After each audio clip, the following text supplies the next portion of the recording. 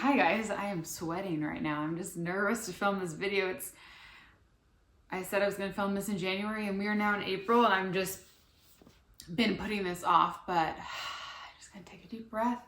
Today we are going to talk about secondary infertility and just kind of my journey over these past, I think it's been now 3 years since when Andrew and I first decided we wanted to have another baby. And I can finally film this video now because I am out of the low valley of trying to conceive. It is a low valley. If you've been there, then you know. And I never talked about it on my channel because it is so incredibly personal and emotional and physically and emotionally just draining.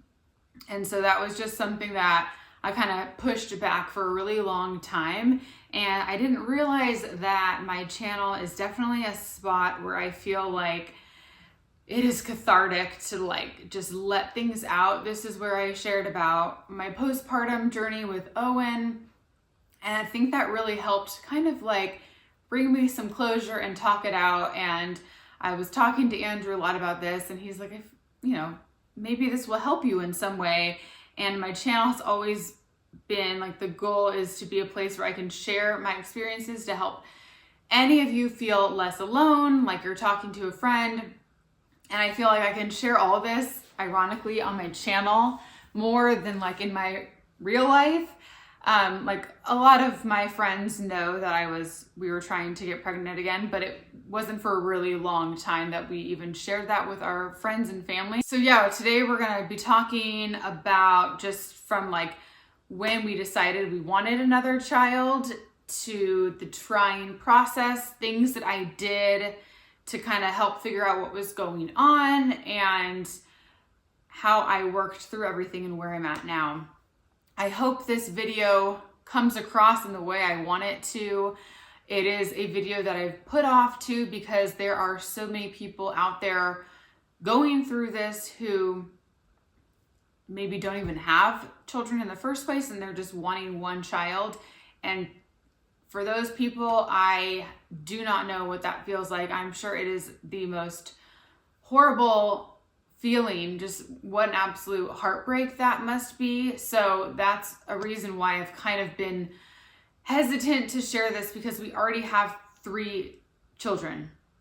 And that is another reason why I never even really wanted to bring this up with my friends, because you feel guilty for struggling and you feel guilty for being sad and upset and confused when you already have children. It's such a weird thing. I don't want this in any ways to take away from people who are struggling with infertility, who don't have any children, who just want a second child. It's just different and I understand that completely, but I will say that this has made me feel so much deeper for those people. I think in the past, we got pregnant quick with, if you guys are new here, our first pregnancy was identical twins and I got pregnant 4 months after starting to try and I wasn't really tracking well. So I think it probably could have been sooner. And then the second time we got pregnant in 2 months. And so for us, it just happened pretty quick. And it was really hard for me to relate to anybody who was going through any sort of struggle with getting pregnant. If you're not going through that, you just really can't relate. And so I have a few friends who have gone through different things, whether that's infertility, whether that's complications that have happened during pregnancy. People just really have so many struggles that we're just not even aware of. And it's just allowed me to see a little bit of that pain that they feel. And I know it's silly to say I'm grateful for that, but through this, I've really been trying to see the silver lining in all of this and what can I take away from this? And that is something that I have taken away, where it's wow, I'm sorry, I never knew what you were going through. And it's just awful. So if you guys are new here, we have 3 children, and our girls are 8, which is so bizarre now. They're 8 years old, and our son is 5. So we are now like officially, we've closed the chapter. We kind of need to just halt this, because it was, if you're trying to get pregnant, or even if you say like, I'm not trying to get pregnant, let's just see what happens. I'm sorry, as the girl, you can't just see what happens. It consumes your life and it takes over you. So Andrew was like, let's just, we're not trying, but like, let's not try. And I had to kind of come to the point where I was like, no, we just need to be done with this. This has been 2 years of this, and I can't live month to month with being completely devastated every time my period comes. I needed to just kind of set that free and just like be more present and grateful for the life that we have right now, and not always be wanting more. So that's where we're at right now. And so I feel like that is kind of why I can film this video, because it's like I'm past that. So I'm gonna take you back now to like almost 3 years ago. It was, let's see, Owen I think was turning 3 that year. So this was, he was like 2.5, I wanna say at the time. And Andrew always wanted more than 3 kids, and I always wanted 3 actually. And then once we had twins, I was like, you know what? I am kind of open to having 4, because our timeline is really condensed now with twins. So maybe. It was always like a maybe. After I had Owen, his birth was very traumatic on myself. I have a whole video on that if you guys want to watch that. I talk all about what happened during his birth, but that really took a toll on me, and I didn't realize it. And it kind of made me fear for having another child. And to this day, like that is a huge reason why I almost feel like not getting pregnant was, you're like, why? You keep asking why. And I think one of the things was like, maybe God was protecting me from something that could have happened later on. Just since I had complications with Owen, I had a lot of scar tissue. So who knows what would have happened if, who knows? I don't like to like go there and think of all the things that could have happened, not great things. But I always think to myself, when I think back on like birth with him, it really brings up bad feelings. And so having to go back to that would be actually really, really hard. So I don't know what it was, but it came to a point, I literally remember at the kitchen counter, and I was like doing dishes, and I had been thinking about this for a few months. And I'm like, you know what? I feel like I'm kind of wanting another baby. And I didn't say it yet to Andrew, because I knew he'd get super excited. And I was just like thinking in my head, and I wanted to really be like sure about it. And I remember doing dishes, and I was like, I gotta tell you something. And he's like, what? I was like, I think I want another baby. And he was like, oh my gosh. Like, and we were just like so excited. And it was just like such a crazy thing. And we were like, okay, like, well, at the time we didn't want to start trying because we had a lot going on at the time. Andrew's brother's wife was pregnant. My best friend was getting married, and we were all in the wedding. Like a lot was going on, and we just kind of wanted like everyone else to have their time to do everything, and let's just wait a little bit. Like, let's wait out the summer. This will be like our last summer before I'm pregnant again. And so we decided like, we'll wait for 6 months, and then we'll start trying. And we also wanted to wait to tell anybody. We were like, okay, let's try to go as long as I can without telling anybody. I think too, since at the time, like our life was pretty public. I was still showing the kids on our channel. Like I was vlogging all the time, and we kind of wanted something that was just for us, just like something to keep kind of sacred between us. It felt really kind of cool and something that we hadn't done before. And so we decided to not even tell our parents for as long as we could.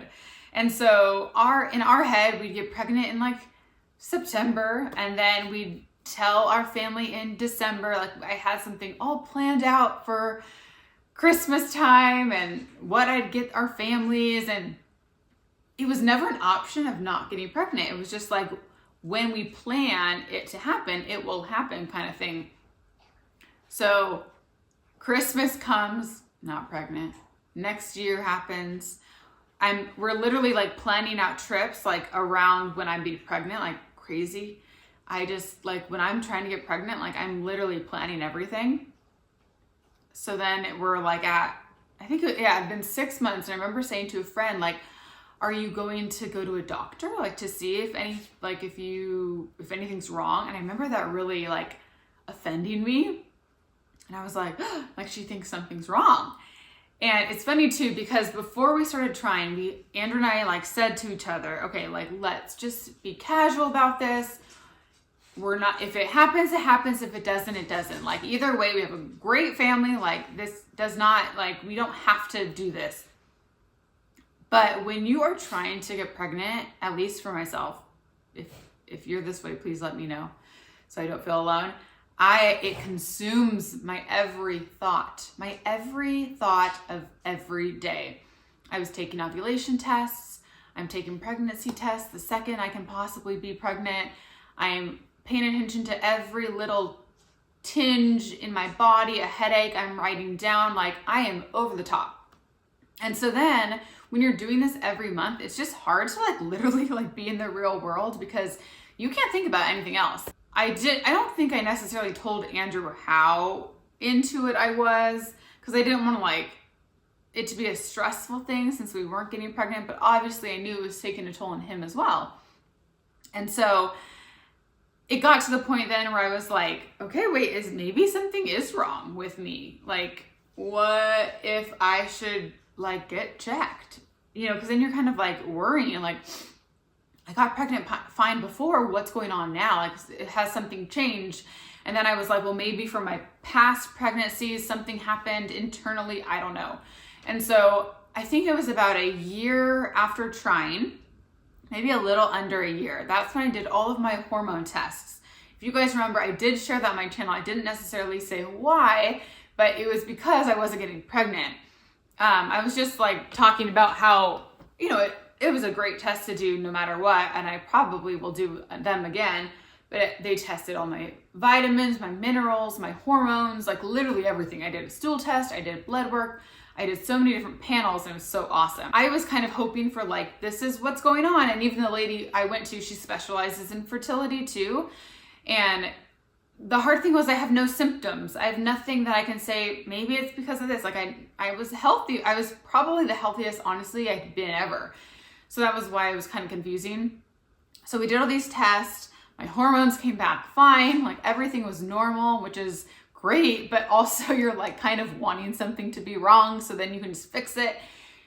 And my vitamins, like there were some things I could tweak. I was low in B vitamins. I was low in some vitamins and minerals. So I just kind of pay attention to like eating a little better. Not that I was eating bad before. Yeah, nothing was really discovered. So I spent all of this money to like see what was wrong. Nothing really happened. And so we kept trying. And then it was around this point when I started telling our family. I told Andrew's mom and my mom because it became such a burden on myself. I felt like I was dying inside. Like I have to tell somebody about this because it just seems like such a huge thing that nobody knows about. Looking back too, I do think one of the reasons why I was really wanting to get pregnant at this point was all of my mom friends around me were all pregnant. And at the time, I don't think I really like put the pieces together, but now I think it just was like all around me. And I thought to myself, like, I could do this again, you know, like they were all having their third child. And because, you know, timeline wise, it's like we had twins and then we had our third. And so then everybody's having their third child when we already had 3.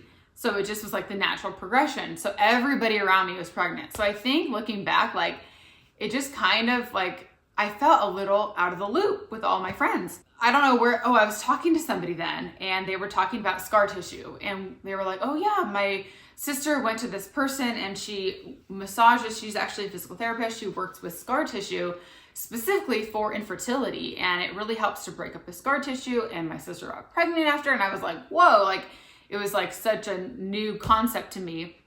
I started Googling all this stuff and I'm like, this is it. Like, I literally started crying as I was researching all this stuff, and I was like, it's because I have excess scar tissue that is adhesions that are adhering to my organs, and I'm not getting pregnant because of that. So I was convinced that was what it was. And so I found this lady who was seriously a godsend. I am so grateful for her because she helped me beyond what I intended to go to her for. I thought I'd go to her and I thought I'd get pregnant a couple months later. It was just the craziest thing. So she's a physical therapist and she specializes in fascia release.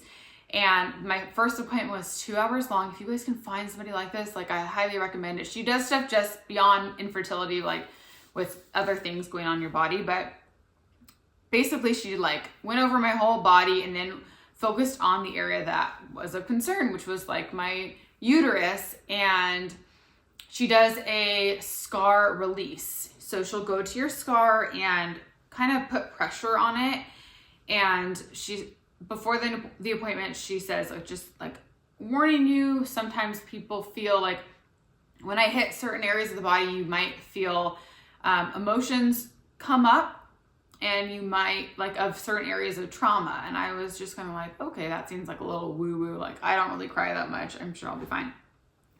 She gets to my C-section scar, and the second she is kind of pressing on it, I start to bawl. And at first I'm like trying to hold it in, and I start to like feel the tears come down. And she was like, oh wow, this is like, there's a block here. Like, it is not moving.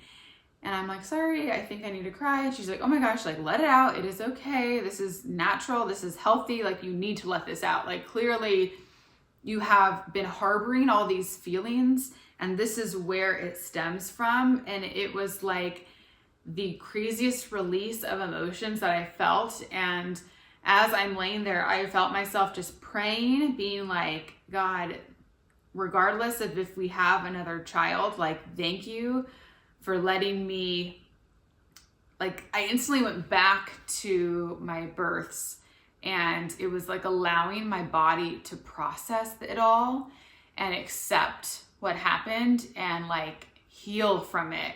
And if you guys don't know about my births, I had 2 C-sections. The first was with our twins. I had a C-section. I was induced, not progressing. We had a C-section.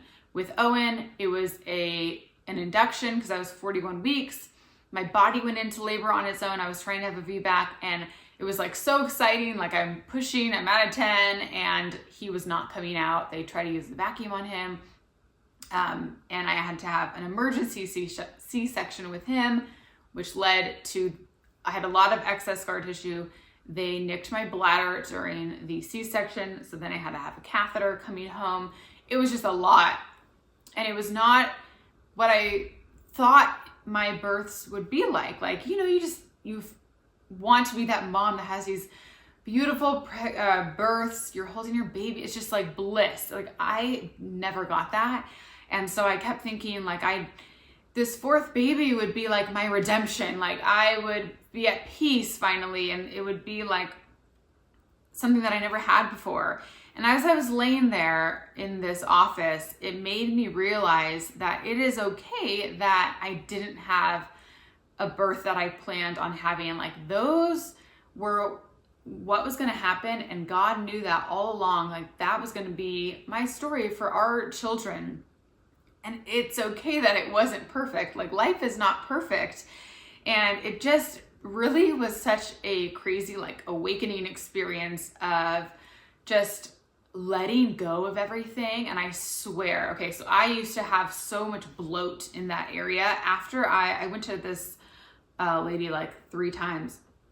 After I did like my 3 sessions, it was almost like I lost that bloat. And like, I was holding on to all of these feelings there, and I could finally like let go of all that. And it was really hard for me to explain all this to Andrew, because he is a physical therapist who's like, what was she doing? Like, what was this? And I'm like, I know you'll never quite understand it. My friend actually she's had 4 C-sections. She went to the same lady, and we had almost identical experiences. Like, she also cried and felt just like seen and like understood for the first time. And she's like, I felt the same thing where I was able to process everything. It was just so crazy. So having her also go through the same thing as me, it was very like validating. But I just had to share that because that was a huge kind of pivotal moment in my journey, because it just made me realize that like, even if I don't get pregnant, like I got to this point, and if we weren't trying, I would have never been able to process this. I would have never even realized like how I was holding on to these past feelings, and they were really affecting my body physically. Like, so I'm just so grateful that I found this lady, that she was able to help my body heal, help me just like kind of mentally heal and process everything. Okay, I wanted to read in my journal. I wrote down after my appointment with the PT, and just kind of like my thoughts during that time. I said, for a really long time, I felt like something was just off in my stomach, uterus area. And for the first time, it felt like everything was validated. She was able to move those areas around so much, and it was like an emotional release as well. It brought me back to all I went through with Owen and everything these past 2 years of trying to get pregnant. I tried to lay there and just fully let go of what I want out of life, let go of past disappointments, and just trust God has my best interest for my future, and all he wants is for me is to run to him. It was like I was able to release the trauma I experienced and was finally acknowledged for it. I could accept what my body had gone through, and that I'm not a failure for what has happened. Part of me now fears another baby since I'm prone to scarring.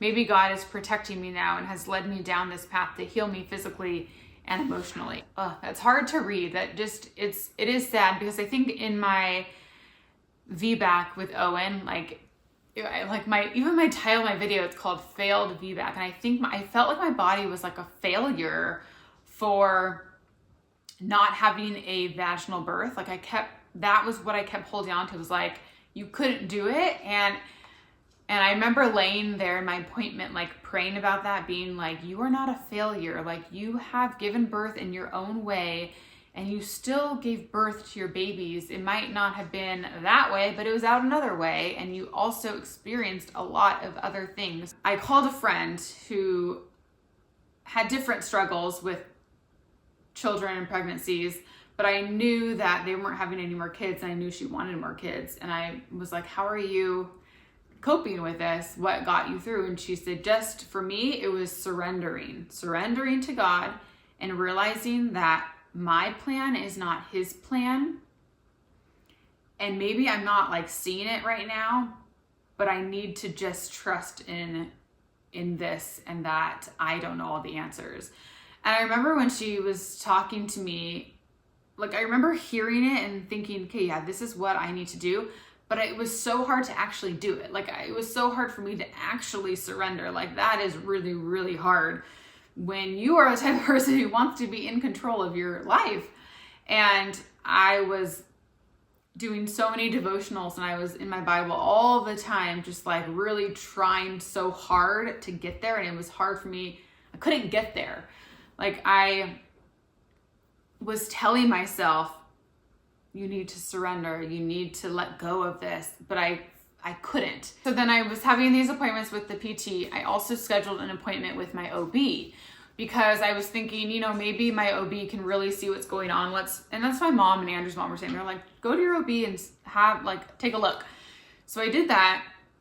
I went into his office and we had a scan, and he was like, oh yeah, I do think you have a lot of scar tissue. So what we need to do is, but he wasn't thinking that would cause me not to get pregnant, which I was like convinced it would. So my OB wanted to have another appointment. I think it's called a transvaginal ultrasound, something like that. So basically they inject a fluid into your uterus, and it allows you to see everything a lot more clearly. So I did that. A couple months later, I go back and we have this procedure done. And I remember laying there in the OB office feeling like so violated, which is so weird. I think it's because when you're like pregnant and having babies, when you're in that zone, you're in the doctor's office all the time. Like it just feels like I don't know if you don't care as much or what, but when you're out of that and you have to go back to it, it is weird. It is so bizarre. And I was like laying there feeling so uncomfortable, and it was actually super painful. And it took a while. So he's looking at everything and was like, so actually you don't have as much scar tissue as I thought you did. At first he thought I had something, it's like a little like inlet that blood pools, and he thought like that's what I had, and they would have a procedure done where they would remove the scar tissue and the blood that was pooling. But then after I had this other ultrasound, he said, actually, you don't have that. So I would not recommend, you don't need to have any surgery done. But he did say that my uterus did have like wear and tear, which was lovely to hear. Like he's like, you can tell like it's gone through it. And my pregnancies, my babies were large. That was kind of like, okay, like I guess good to know that maybe my uterus isn't in the best condition. But let me tell you, I left that appointment being like, get me out of here. It was so bizarre. I hated being back in there. You know, usually you leave your appointment and you check out the front and you like schedule a follow-up if you need to. I did not even check out at the front. I was so, it's like it took me back to that time, and I did not want to be there. And I left being like, I'm done. I just felt like this is it. Like I don't need to be back here again. Like I'm good. And I remember calling Andrew after or texting him and being like, I was just like, get me out of there.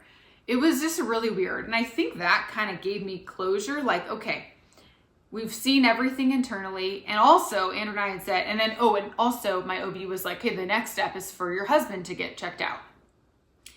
And just like having that exam done, it felt like we were going past the point of where we even thought we were going to go in the first place. Like we had said, we're not going to do IVF. Like if we can't get pregnant easy on our own, like we don't need to have any more kids. And so it just felt like we were kind of pushing the limits now. And I'm like, hey, if I had to have a procedure, it just seemed like a lot. Obviously, if I had a lot of scar tissue, I would have that removed. But since I didn't, it just wasn't an issue. But I think that might have been like the turning point actually, when I was kind of checked out, like mentally and physically, just really like done with it. So I'm kind of grateful for that, for just kind of, you know, exhausting all of our options. Just think it took month after month of truly in my head thinking I was pregnant, like convinced 100%. I'm 100% pregnant right now. And then I'm not, being like, okay, this is not up to you. This is not clearly this is not happening for some reason. And it just, month after month, I think I slowly let go a little bit each time. Got to a place where now I can look back and I can see like I was really in a cloud at the time, in a fog, and really like not present. And now where I'm at, I feel like I am just so much more grateful for our family. I look at them and I'm just like, oh my goodness, I feel like I was so distracted for a long time and like wanting more, like desiring more. And that was one of my prayers. My prayer was to not want to get pregnant, which sounds kind of so simple and kind of just so like, I don't know. But my prayer for a long time was I'm praying God, please take this desire off my heart, which felt so weird. I remember talking to my friends about it. It's like, children are such a blessing. Like, why should I not want to be praying for more kids? But I kept thinking like, it made me realize it was being like almost it got to a point where it was kind of selfish. Like, I want this baby. Like, why can't I have this baby? And it was like about me. It wasn't about anything else. And so I was really praying for that. And I swear that prayer was answered, because I did lose that desire. And it was like, God, show me other things that like turn my heart away from this. And I now have realized that like there's so many other things that I can do now because of not having a newborn at that time when I would have. Like now I'm in Owen's class, in his class for church. Like I'm able to volunteer for that, which I wouldn't be able to if I had a newborn. You know, like simple things like I was telling this to Andrew, like for his baseball, I was the team mom last year and I'm the team mom this year. And because a lot of the moms have babies and they're like, I really wish I could help, but I can't with my baby. And I'm like, it's like little things like that where I'm like, hey, like I can do these things now where other people can't, and I can kind of step up to the plate. Also, just like filming this is just so crazy, because in the past, if I were to film this video like a year ago, I would be sobbing. I would be, even like as I would like practice filming this video, like what I would say, and every time it would be really hard for me to get the words out. And I can't believe I just was able to like talk about all this just kind of like so straightforward, but I really do think it's just because I'm out of that place. If any of you are struggling with this currently and you're in it, I am so sorry. I know the pain you are feeling, and it is a pain that nobody else understands except for you. And so for that, I know your hurt that you're feeling, and I hope that you get pregnant. If that is what you still want, like, of course, I hope that you get pregnant. But if you cannot, I would just say to journal, like write it all down, open up your Bible and just pray. Pray for, obviously what's on your heart, but ask God for help, because that is truly the only thing that helped me really kind of come out of that fog. And he might open up new doors to you that you had no idea would be open to you if you hadn't been praying about it in the first place. And I just am grateful now for the struggle, because struggle is truly the thing that makes us open our Bible. If we did not struggle, if we had no struggles in life, we would never have any need to open our Bible and pray to God, because our life would be so great. Well, that is going to be it for today. If you guys have any other questions or anything like personal, send me a DM on my Instagram. It's with Kendra, and we can chat there if you want. But I hope you guys enjoy the rest of your day, and I will see you soon.